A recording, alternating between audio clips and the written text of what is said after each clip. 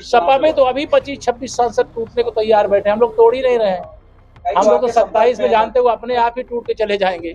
अरे हमको लगता है 2 दर्जन से कम थोड़ी होंगे। जो डर जाएगा वो अपना दल छोड़ के चला जाएगा। अगर बीजेपी से मुकाबला करना है तो बहादुर लोगों की टीम होनी चाहिए।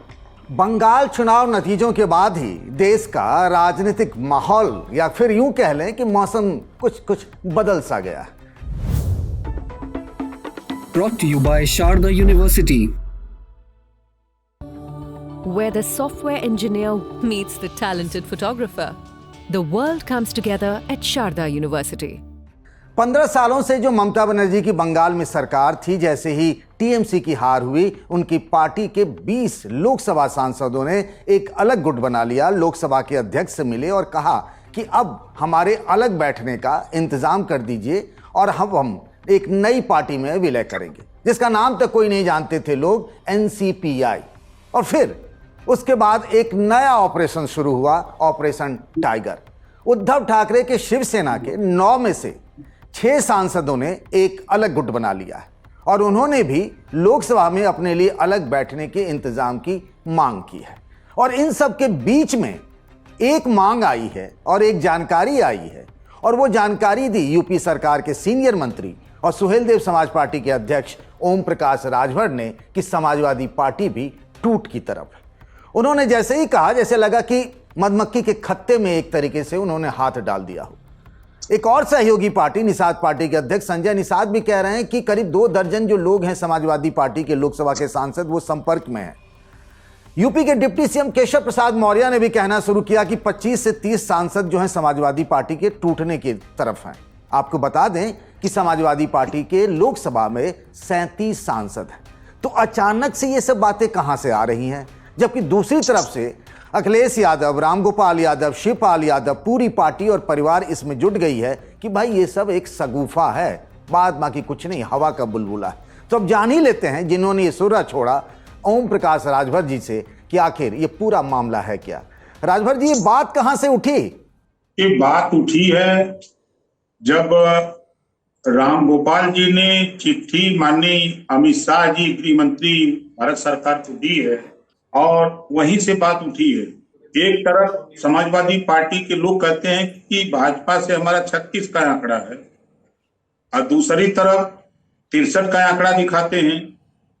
इधर सरकार ने जब शुरू किया है, इतने घोटालेबाज हैं उनके खिलाफ जांच की शुरू किया है, तो सीबीआई ने खनन घोटाले में गायत्री प्रजापति और अखिलेश यादव जी का नाम पहले से पंजीकृत कर रखा है। गायत्री प्रजापति जेल में हैं, अखिलेश यादव जी बाहर हैं। खनन घोटाले के बाद जो है आपका गोमती रिवर फ्रंट आता है। गोमती रिवर फ्रंट में रामगोपाल जी के बेटे हैं, शिवपाल जी हैं, उनके बेटे हैं, उनके परिवार के और लोग हैं। इस बात को लेकर के रामगोपाल जी ने चिट्ठी दी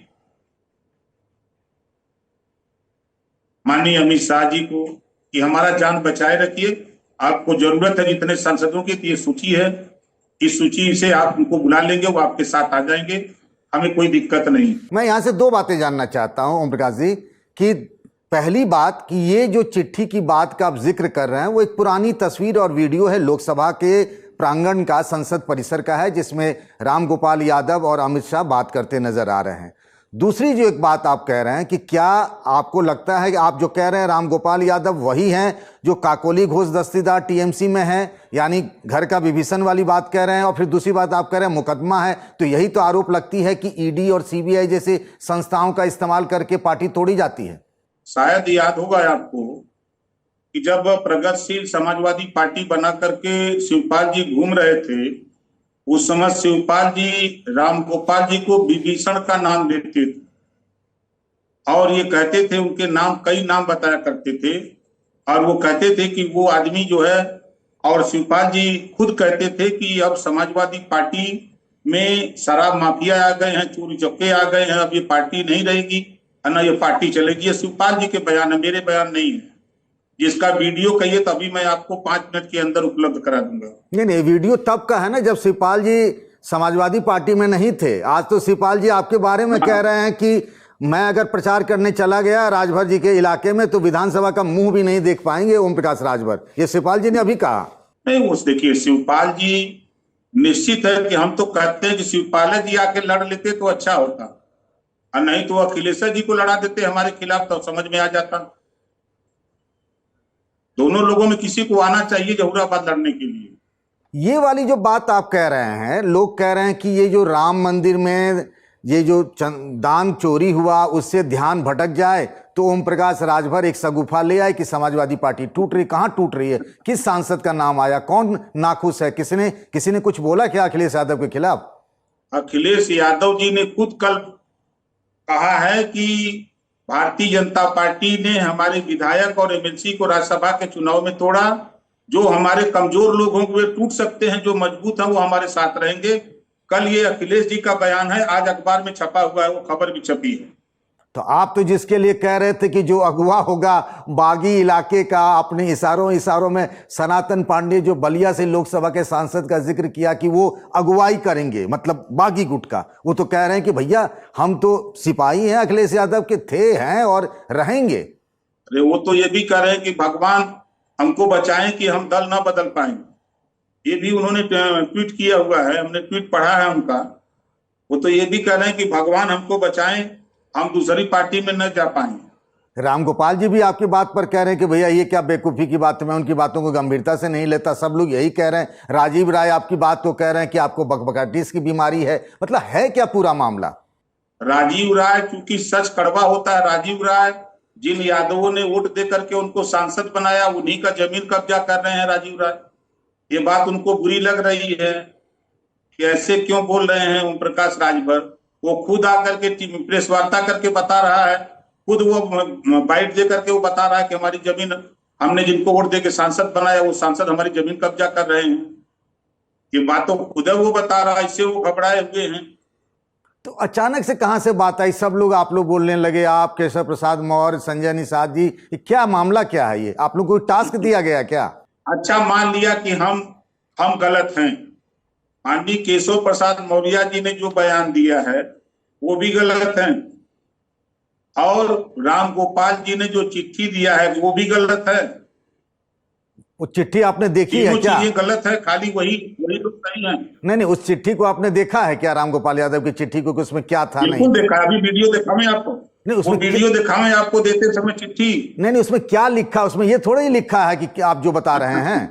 देखिए, एक हीरो ने गाना गाया है, जहां दो दिलों की मुलाकात होगी, जुबां चुप रहेगी मगर बात होगी। अच्छा, इसको क्या समझा जाए? अब समझिए, आप खुद समझदार हैं।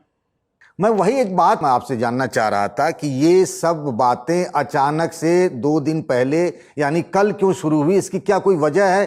क्या आपकी किसी समाजवादी पार्टी के सांसद से, चूंकि आप दिल्ली भी आए थे, किसी से बात मुलाकात हुई? कुछ 2-4 सांसदों ने कुछ आपसे कहा? खुल के तो बताइए, आप तो ऐसे हैं नहीं।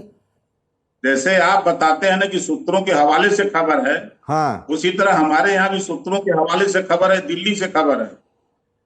क्या भाई, जो खबर आपको बता रहे हैं। अच्छा, एक बात बताइए, मान लीजिए आप कह रहे हैं कि दिल्ली से, मतलब समाजवादी पार्टी के जो बागी सांसद हैं वो दिल्ली से जुड़े हुए हैं।